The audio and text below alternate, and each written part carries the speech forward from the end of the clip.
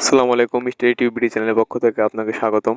শিক্ষার্থী বন্ধুরা, honours release slip নিয়ে যত প্রশ্ন রয়েছে সব জানতে পারবেন আজকে। তো প্রথমত যে প্রশ্ন দেখতে পাচ্ছেন এখান থেকে কিন্তু শুরু হয়েছে, তো লাস্ট অবধি পর্যন্ত দেখতে থাকুন, তাহলে কিন্তু সব কিছু বুঝতে পারবেন। তো দেখেন, প্রথমে যে প্রশ্নটি, রিলিজ স্লিপে আবেদনের পূর্বে যে সকল বিষয় জানা জরুরি। তো এটা কিন্তু খুবই গুরুত্বপূর্ণ বিষয়, আপনাকে কিন্তু জানতে হবে। তো রিলিজ স্লিপের আবেদন অনলাইনে করতে হবে, অনলাইন ছাড়া কিন্তু আপনি কোনো মাধ্যমে করতে পারবেন না। বাংলাদেশের যে কোনো জেলার সর্বোচ্চ 5টি কলেজে নির্বাচন করা যাবে। আবেদনকারীরা সরকারি ও বেসরকারি উভয় কলেজ কিন্তু নির্বাচন করতে পারবেন। তো এখানে কিন্তু যে কোনো জেলা এবং উপজেলার কিন্তু সরকারি এবং বেসরকারি যেগুলো কলেজ রয়েছে, যে কোনো পর্যায়ে কিন্তু কলেজে আপনি কিন্তু সর্বোচ্চ কিন্তু 5টি কলেজে রিলিজ স্লিপে কিন্তু আপনি আবেদন করতে পারবেন। তারপরে যে প্রশ্নটি, যে সকল স্টুডেন্টস রিলিজ স্লিপ তুলতে পারবে, কারা রিলিজ স্লিপ তুলতে পারবে, অর্থাৎ রিলিজ স্লিপে কারা আবেদন করতে পারবে, এটা কিন্তু মূলত বিষয়। তো দেখেন লেখা আছে, প্রথম ও দ্বিতীয় মেরিটে যারা চান্স পায়নি, প্রথম ও দ্বিতীয় মেরিটে চান্স পেয়েছে তবে ভর্তি হয়নি, সে সকল শিক্ষার্থীরা কিন্তু এখানে রিলিজ স্লিপ আবেদন করতে পারবে। প্রথম মেরিটে আপনি চয়েস দিয়েছিলেন এবং সেখানে চান্স পাননি এবং দ্বিতীয় মেরিটেও চান্স পাননি, সেক্ষেত্রে কিন্তু আপনি রিলিজ স্লিপ আবেদন করতে পারবেন। প্রথম এবং দ্বিতীয় মেরিটে আপনি আবেদন করেছিলেন কিন্তু সেখানে চান্স হয়েছিল কিন্তু আপনি ভর্তি হননি, তারাই কিন্তু শুধুমাত্র কিন্তু এখানে আবেদন করতে পারবেন, রিলিজ স্লিপে কিন্তু আবেদন করতে পারবেন। তো রিলিজ স্লিপে আবেদন করতে পারবে না যারা যারা প্রাথমিক আবেদন করে নাই, প্রাথমিক আবেদন করেছে তবে কলেজে জমা দেয় নাই, রিলিজ স্লিপে রিলিজে সর্বোচ্চ 5টি কলেজ আবেদন করতে পারবে, 5টির কম না আবার 5টির বেশিও না। অর্থাৎ এখানে মূলত যে বিষয়, প্রথমে আপনি যারা আবেদন করেন নাই তারা কিন্তু এখানে আবেদন করতে পারবেন না রিলিজ স্লিপে। বিষয়টা ক্লিয়ারলিভাবে বুঝতে পেরেছেন। এবং রিলিজ স্লিপে সর্বোচ্চ 5টি কলেজ আবেদন করতে পারবেন, সেখানে কিন্তু 5টির কমও না এবং বেশিও না। 1 নম্বরে যে প্রশ্নটি, রিলিজ স্লিপের মাধ্যমে কি পূর্বের কলেজ পুনরায় আবেদন করতে পারবো?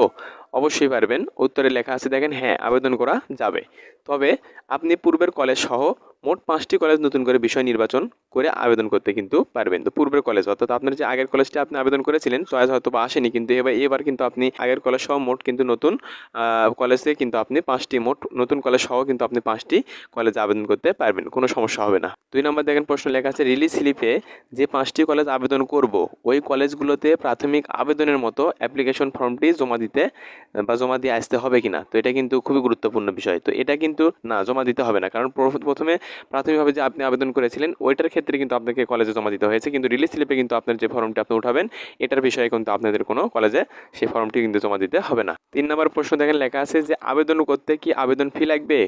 উত্তরে লেখা আছে, কোনো আবেদন ফি কিন্তু লাগবে না। রিলিজ স্লিপে যদি আপনি আবেদন করতে চান তাহলে আপনার কোনো আবেদন ফি লাগবে না, শুধু কম্পিউটার খরচ লাগবে। যদি আপনি নিজে করেন তাহলে কোনো ফি দিতে হবে না। এখানে কিন্তু ঘরে বসেও কিন্তু অনলাইনের মাধ্যমে আপনারা রিলিজ স্লিপ আবেদন করতে পারেন। তো 4 নম্বর প্রশ্ন দেখেন, রিলিজ স্লিপের আবেদন ফর্ম সংগ্রহ করার উপায় কি, অর্থাৎ আপনি এই রিলিজ স্লিপে যে আবেদন করবেন কিভাবে আবেদন করবেন, কোথায় এই ফর্মটা আপনি পাবেন। তো উত্তরে লেখা আছে, কলেজ কর্তৃক রিলিজ স্লিপের আবেদন ফর্ম কিন্তু দেওয়া হয় না।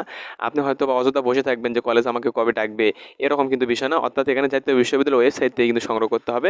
জাতীয় বিশ্ববিদ্যালয়ের যে ওয়েবসাইট রয়েছে এই ওয়েবসাইটের মাধ্যমে কিন্তু আপনাকে আবেদন করতে হবে রিলিজ স্লিপে। কোন 5টি, অর্থাৎ 5 নম্বরে যে প্রশ্ন রয়েছে কোন 5টি কলেজ নির্বাচন করতে হবে, এটাও কিন্তু একটা প্রশ্ন। তো দেখেন কোন 5টা আপনি কলেজ নির্বাচন করবেন। তো উত্তরে লেখা আছে, আপনার পছন্দ অনুযায়ী বাংলাদেশের যে কোনো প্রান্তে সর্বোচ্চ 5টি কলেজ আপনি নির্বাচন করতে পারবেন। 6 নম্বরে দেখেন লেখা আছে, রিলিজ স্লিপের ফলাফল কখন প্রকাশিত হয়? তো অনলাইনে আবেদন শেষ হওয়ার পর, অর্থাৎ যখন আপনি রিলিজ স্লিপের আবেদন করবেন, রিলিজ স্লিপের অনলাইন আবেদন কিন্তু শেষ হওয়ার প্রায় 5-7 দিনের মধ্যে কিন্তু আপনার রিলিজ স্লিপের ফলাফল আপনার প্রকাশিত হয়, তবে এটা আপনি জানতে পারবেন নোটিশের মাধ্যমে, তারা জানিয়ে দেবে। তো দেখেন 7 নম্বরে লেখা আছে, রিলিজ স্লিপের মাধ্যমে আবেদন করলে চান্স পাওয়ার নিশ্চয়তা কতটুকু? তো জেলা শহরের কলেজগুলোতে শূন্য আসন সংখ্যা খুবই কম থাকে, অপরদিকে উপজেলা পর্যায়ের কলেজগুলো অনেক বেশি আসন খালি থাকে। তবে আবেদন করার সময় এই বিষয়টি গুরুত্ব দিলে ভর্তির নিশ্চয়তা অনেক গুণ বৃদ্ধি পায়। তো অবশ্যই কিন্তু এটা গুরুত্বপূর্ণ একটি বিষয়। তো এখানে আপনার জানতে হবে, জেলা শহরে কিন্তু কলেজগুলোতে শূন্য আসন খুবই কম, কারণ এখানে কিন্তু আসনটা খুবই কম রয়েছে। তো এখানে আপনি মাথায় রাখবেন যে জেলা শহরে যদি কোনো পর্যায়ে যদি আপনি চয়েস দিতে চাচ্ছেন, তো এরকম আপনার ভাবতে হবে যে, আমি কিন্তু পূর্বে বলেছি, আগেও বলে দিয়েছি, তো এখানে কিন্তু আপনার আসন সংখ্যা দেখে কিন্তু আপনাকে গ্রেড পয়েন্ট এবং আসন সংখ্যা দেখে আপনার সেই কলেজে কিন্তু সাবজেক্ট চয়েস দিতে হবে, তাহলে আপনার কিন্তু চান্স পাওয়ার সম্ভাবনা একটু বেশি থাকবে। 8 নম্বর প্রশ্ন দেখেন, রিলিজ স্লিপ পূরণ করার জন্য কি কি লাগবে? তো রোল নাম্বার, পিন নম্বর দিয়ে কিন্তু আপনি অনলাইনে আবেদন করতে পারবেন। তো এখানে কিছুই করতে হবে না, শুধুমাত্র রোল নাম্বার যে রয়েছে আপনার অ্যাডমিশন রোল নাম্বার, পূর্বের যে কাগজটি রয়েছে এই কাগজটা আপনার রাখতে হবে। এখানে কিন্তু রোল নাম্বার এবং পিন নম্বর দিয়ে আপনি অনায়াসে আবেদন করতে পারবেন, তবে আবেদন ফি কিন্তু লাগবে না।